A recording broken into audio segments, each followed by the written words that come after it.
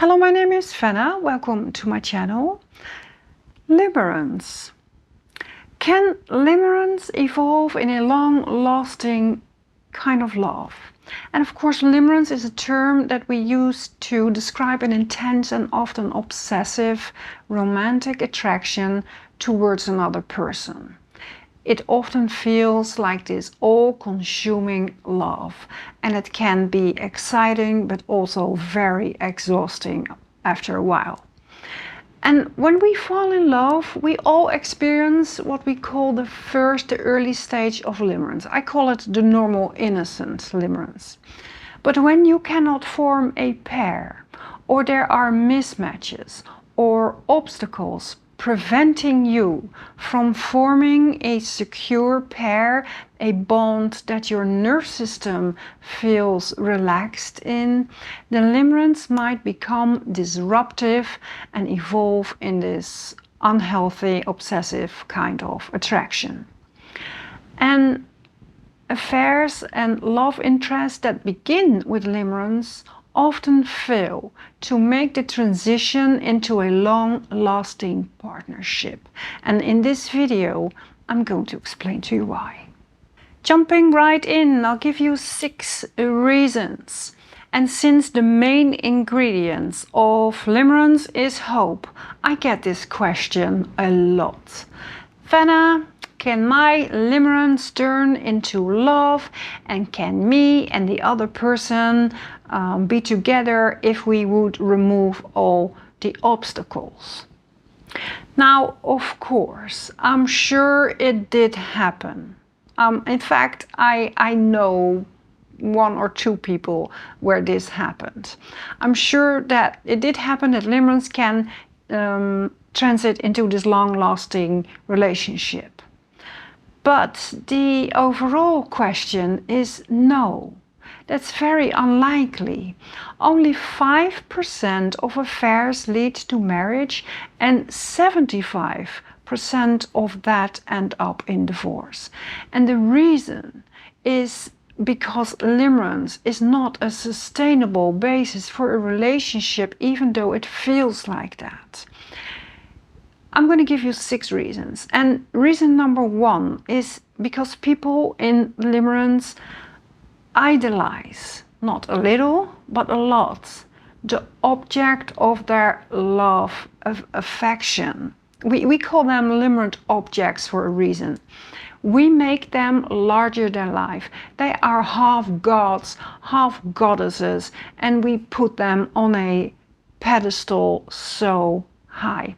And I've heard clients tell me that they actually felt like the limerent object was towering over them, and they felt like an ant, a tiny ant in the presence of a giant. So this indicates a very imbalanced power dynamic. Besides this, we limerence, we tend to highlight only the positive qualities of the other person. This person is so amazing. This is the most amazing person in the world. And of course we see, we're not blind, we see the unattractive traits, but we just ignore them. So of course this can lead to massive disappointment when the person, of course, turns out to be different than what we expected, and we put all this high expectation on them, and they fall short. And in most cases we don't know the person that well, and since our brain doesn't like half things, I wanted to use a word but my manager does not allow me to swear anymore, we fill in things. We fill in things as it suits us. Oh, I'm sure this person also likes this. Oh, I'm sure this person also has these moral or these beliefs. We don't know that. So the power dynamic and the molding that we do towards the other person does not predict a happily ever after. Reason number 2, in addition, limerence comes often with a sense of urgency and intensity. People who experience limerence may feel the need and the rush to be with this other person as quick as possible, and they want to rush into a relationship. And they might also become a little bit jealous or possessive or entitled, and this can be very overwhelming for the other person, and this can quickly lead to a breakdown in the early or potential phase of the relationship. I hear clients beat themselves up over this, and they say, if I did not act so needy, we would have been together and we would have been happy. Probably not. I mean, there's a reason why you got needy and limerent, and that's not because this was such a safe, safe relating. It's because your needs were not being met. We get needy when our needs are not being met. You got addicted to another person because of the unpredictableness in the contact, not because it was such a safe and calm and easy relating. By the way, if you like this video, please give it a like, not only for my ego, but also to create awareness. Okay, next.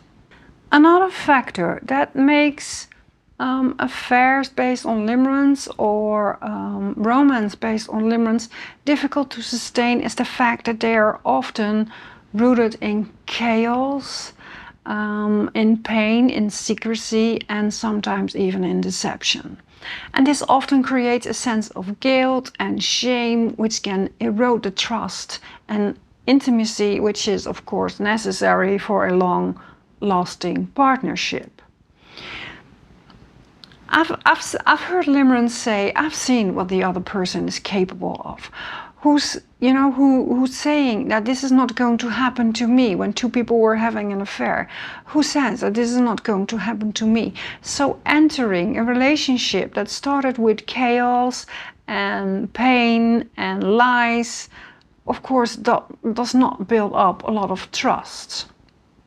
I have more videos on affairs, by the way, if you are interested. Reason number 3. Intense sexual attraction is kind of a red flag because it hides your differences. It hides it like a little snow blanket, and we think we have this great match when in fact we don't.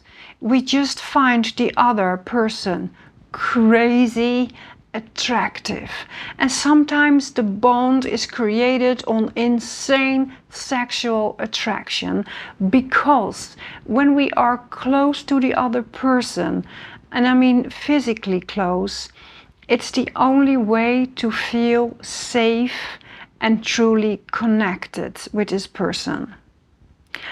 I remember when I was touching or cuddling my aloe when I was younger, I always started to cry, which in hindsight that should have been a warning. So physical touch and closeness, of course, spike up this intense cocktail of bonding hormones. And if the relating is unsafe in any other way, we might use sexual attraction and being physically close to the other as the only form to feel safe. Number 4, limerence only exists when there are mismatches, limited access, difficulties, and obstacles. So when you remove all that, the limerence will be gone pretty fast. And maybe you know this about yourself. You really liked somebody, you really wanted to be with somebody, and you could not have them. And once you had them, you were like, yeah, the attraction faded away, and maybe you even had a little bit what we call buyer's remorse. The attraction is so high because of the obstacles, not in spite of the obstacles, what we tend to think. And I call this the Romeo and Juliet thinking that we do when we are in a limerent episode. Oh, we cannot be together, but we want to be together. You want to be together because you cannot. Number 5, I already dropped the word, and I talk a lot about mismatches on my channel, talking about limerence because it's so important. Limerence appears when there are more mismatches. Mismatches such as 20-year-old age gap, long distance, co-worker, different religion, already married, etc. And of course, the more mismatches, the harder it will be to make it work. It's as simple as that. Love is not enough. Just loving somebody is not enough to make this work. And number 6, if you are in limerence, it means that you are an addict in this point of your life. And that comes with a lot of disruption and being out of integrity, either lying or manipulating, molding your character, pleasing too much. It comes with character changes and a lot of mood swings. And that's not really a solid base to start a partnership from. Well, okay, that was not very uplifting. So basically, I'm wasting my time with this person who I will not end up with, and I'll never be with them. So basically, I'm screwed. Am I allowed to say screwed? But in any case, I'm miserable, and this is a dead end. But there is a good thing about limerence. There is a great life waiting for you after the limerence, because limerence is temporary.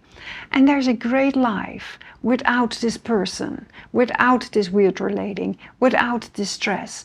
A better life, even. I see limerence as this wall.